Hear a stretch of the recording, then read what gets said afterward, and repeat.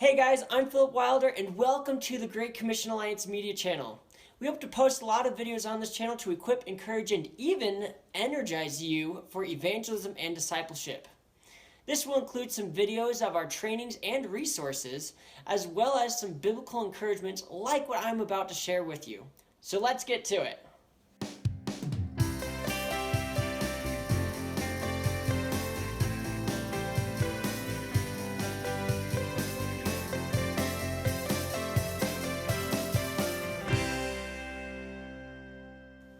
So like I said, I want to share with you a biblical encouragement from a passage that has challenged me recently.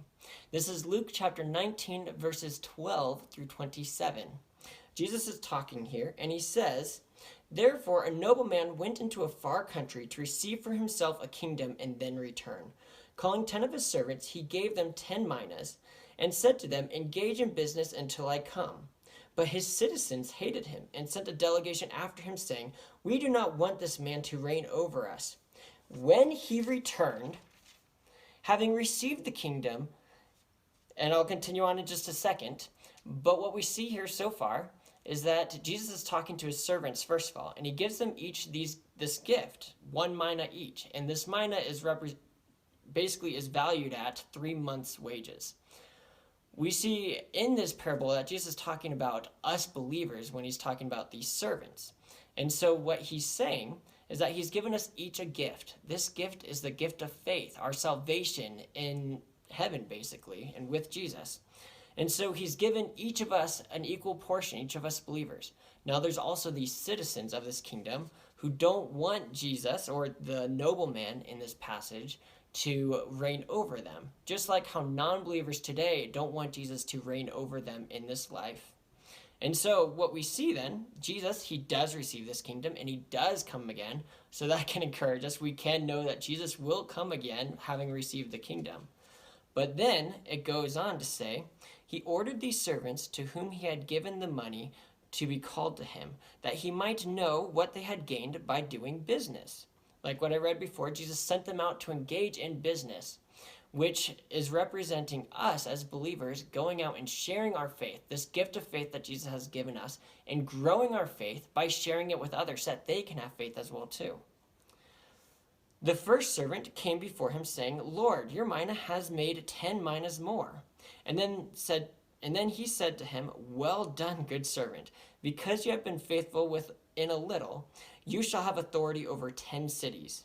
And the second came to him, saying, 'Lord, your mina has made 5 minas.' And he said to him, 'You are to be over 5 cities.' So we see in this example with these first two servants, that as they were faithful in doing business with this mina that this nobleman gave him, they received a proper reward. And this reward isn't a monetary reward. It's actually another opportunity to be faithful. So as we're faithful with what God's given us, he will entrust us more. Now we see here with this third servant, then another came saying, 'Lord, here is your mina, which I kept laid away in a handkerchief. For I was afraid of you, because you are a severe man. You take what you did not deposit, and you reap what you did not sow.' He said to him, 'I will condemn you with your own words, you wicked servant. You knew that I was a severe man, taking what I did not deposit and reaping what I did not sow. Why then did you not put my money in the bank? And at my coming I might have collected it with interest.' And he said to those who stood by, 'Take the mina from him and give it to the one who has the 10 minas. What I find really interesting about this is that the servant's excuse as to why he didn't invest this mina and why he wasn't faithful with it. He says, 'You take what you did not deposit and you reap what you did not sow.' What I see this as saying is this servant thought, my master's so great and so grand that he doesn't need my help establishing his kingdom or building wealth. And in the same way, us as believers, we can easily look at the Great Commission where Jesus says, 'Go and make disciples.' And we can think, God doesn't need me. God is great. God is mighty. He can do this on his own. He does not need me to take these steps of faith." Well, we see as a result that this nobleman or king, he didn't care necessarily about the money.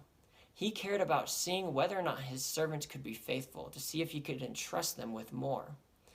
So maybe God doesn't need us necessarily to reach more people. God, of course, he can do it on his own, but he's calling us to do it, and he's willing to use us, and he desires to use us.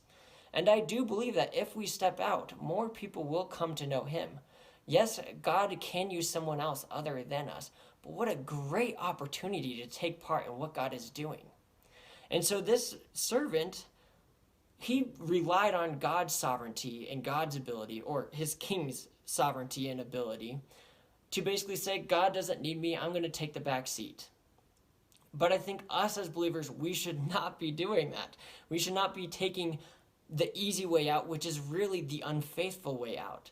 God has commanded us to go and make disciples in Matthew 28. And so we should be faithful with what God is calling us to do. And as we are faithful, God is going to entrust us with more things. We see continuing on, and when they said to him, Lord, he has 10 minas.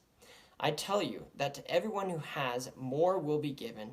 But from the one who has not, even what he has will be taken away.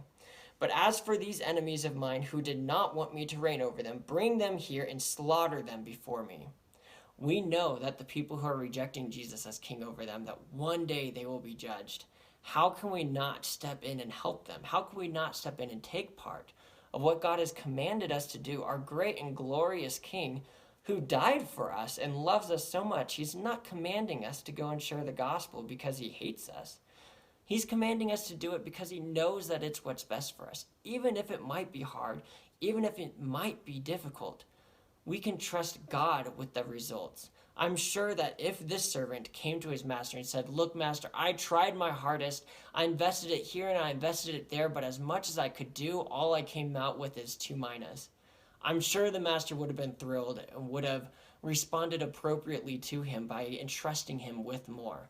All we need to do is be faithful and take the opportunities that God gives us and step out in faith. And then what we will see is God will, first of all, bring about great fruit, but he'll also reward us appropriately. Not with physical rewards, but in heaven, he'll reward us in some way. And of course, we can't fully understand how he'll reward us in heaven, but we can trust that God has good in store for us, both in this life and in the life to come, if we serve him and step out faithfully. Additionally, we'll also see more people come to know him.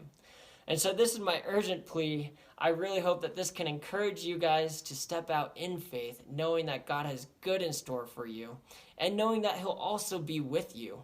In this parable, the master or a nobleman really does leave, but we know that in this life we have Jesus with us every single step of the way. And so I'd encourage you, take that step of faith. Step out and share your faith with someone else. I'm sure they're in desperate need for it, whether they recognize it or not. And so if you don't quite know how to do that, I'd encourage you to check out our other videos on this channel.